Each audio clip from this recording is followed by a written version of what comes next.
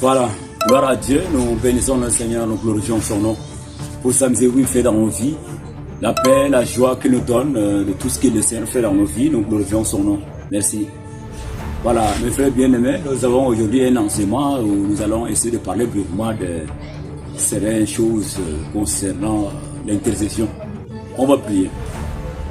Père de Tout-Puissant, Maître des cieux, nous te bénissons, Père de Maïjon, nous te glorifions, nous t'exaltons par ce que tu fais dans nos vies. La joie, la paix que tu nous donnes, Père, de tout ce que tu fais dans nos vies. Nous te bénissons, Père de Maïjon, nous te glorifions. Au nom puissant, nous prions. Amen. Seigneur, nous voulons maintenant faire ce travail. Manifeste ta miséricorde pour nous donner des capacités intellectuelles. Avec Père, même s'ils vont suivre, Père, donne des oreilles spirituelles. Que tout le monde soit connecté, que tout plan de sélection, Père, soit détruit au nom de Jésus. Par toute cette voie écoutée, Père, nous détruisons tout le plan du diable. Nous déclarons, Père, que tous les stratégies du diable soient frappés d'aveuglement au nom de Jésus. Au nom puissant, nous allons prier. Amen. Gloire à Dieu, mes frères bien-aimés. Nous sommes dans Ézéchiel. Ézéchiel, nous allons lire dans Ézéchiel.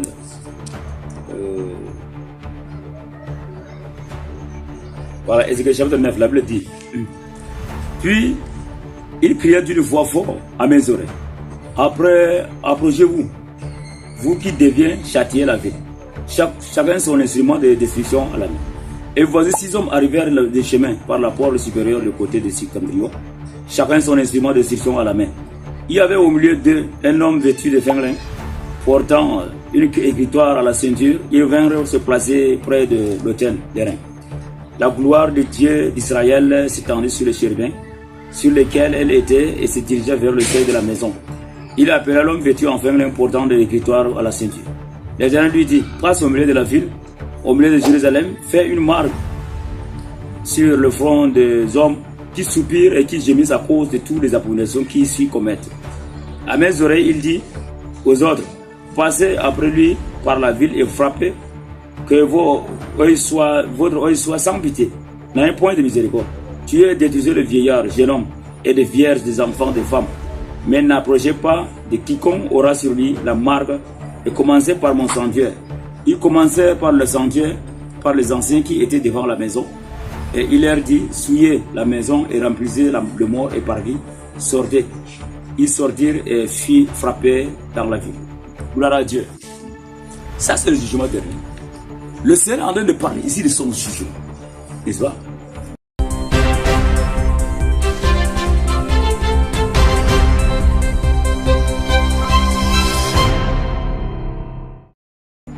La Bible dit, les anges sont venus. Ézéchiel a vu les anges venir pour la décision, le signe du temps de la fin. Mais dommage, quand les anges sont venus, leur a été donné de faire des marques sur ceux qui gémissent à cause du péché des hommes. Ah, ça on en a parlé à quelqu'un.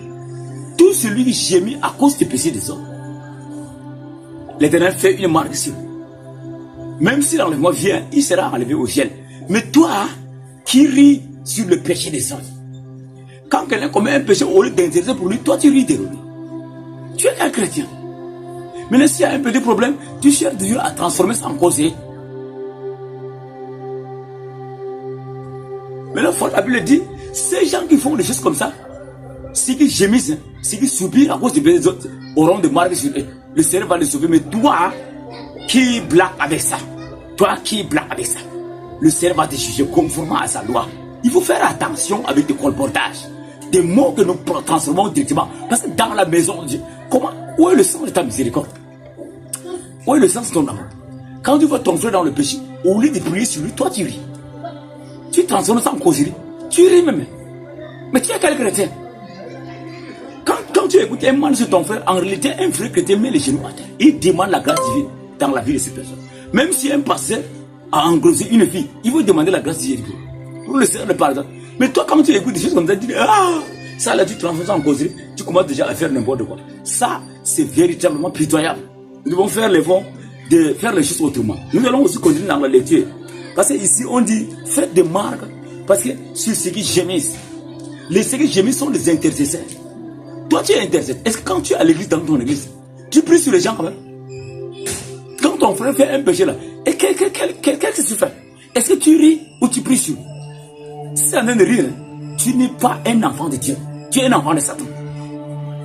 Ah, nous continuons Dans Ézéchiel chapitre 3, verset 17 aussi, la Bible dit. Verset 17. Fils de l'homme, je t'établis comme sentinelle sur la maison d'Israël. Tu écouteras les paroles qui sortiront de ma bouche et tu les avertiras de ma part. Dieu dit ici, fils de l'homme, celui que Dieu va choisir va être comme un sentinelle. Il écoutera les paroles de Dieu pour transformer aux hommes. Autrement dit, c'est un langage. Tout celui qui est resté comme sentinelle, comme un intercesseur, tout celui qui prie pour les autres, Dieu commence à lui communiquer des choses pour communiquer aux enfants. Dieu commence à lui communiquer des choses pour communiquer au peuple. C'est un langage qui veut dire autrement, en réalité, tout le monde à l'église est intercesseur. Tout le monde à l'église, y compris même le pasteur. Tout le monde à l'église est intercesseur. Nous devons intercéder pour écouter la voix de Dieu. Parce que Dieu, quand il parle à celui qui est intercesseur pour les autres. Mais toi, tu n'intercèdes pas là. Tu ne vas pas écouter la voix de Dieu. Tu ne peux pas écouter la voix de Dieu. Il faut d'abord intercéder. Qu'est-ce que le frère a fait? Qu'est-ce qui ne marche pas dans mon quartier? Quand on commence à prier sur ça, c'est de là où le ciel va commencer à te parler. Il sait déjà que Dieu est un sentinelle. Mais le Dieu, quel est le sentinelle? Un sentinelle, quand il voit quelqu'un en train de faire le mal, toi tu ris encore de lui. Hein? Un voleur vient prendre une brebis. Mais toi tu es là. En réalité, tu devais protéger les brebis. Et toi tu ris. Et ça ne te dérange pas. C'est normal pour toi. N'est-ce pas? Toi tu ris, tu te transformes en causerie. Hein? Tu blagues avec ça. Puis toi, il y a vraiment. Maintenant, nous sommes arrivés dans le temps où il faut dire la vérité aux gens. Il faut dire la vérité aux gens. Moi, maintenant, quand on dit, parce que moi, je constate le plus souvent, quand on dit une église a mené deux intercessions, les gens commencent déjà à prendre ça de manière négligée. En réalité, c'est tout le monde qui est intercession.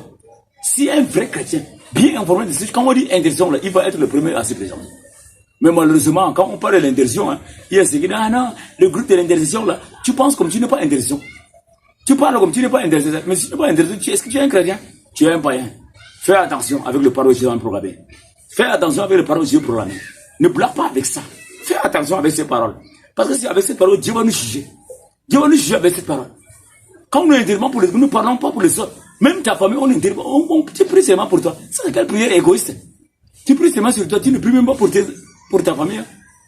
Voilà. Nous arrêtons là. Parce que le temps est imparti comme je dis plus souvent. Nous arrêtons là, nous allons continuer prochainement. Que la paix, la joie de Seigneur soit avec vous qui avez écouté.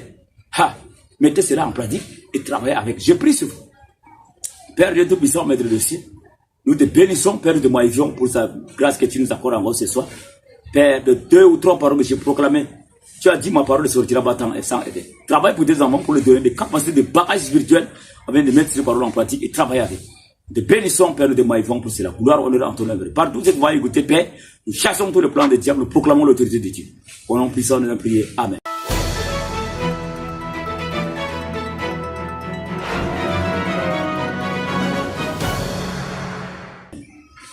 Que la paix, la joie de Seigneur soit avec vous. Que la miséricorde de Seigneur soit avec vous. Les numéros sur l'écran, on a diffusé le numéro WhatsApp. Si vous avez une question, écrivez-moi. Je vais répondre à toutes vos questions. Que la paix de Seigneur soit avec vous.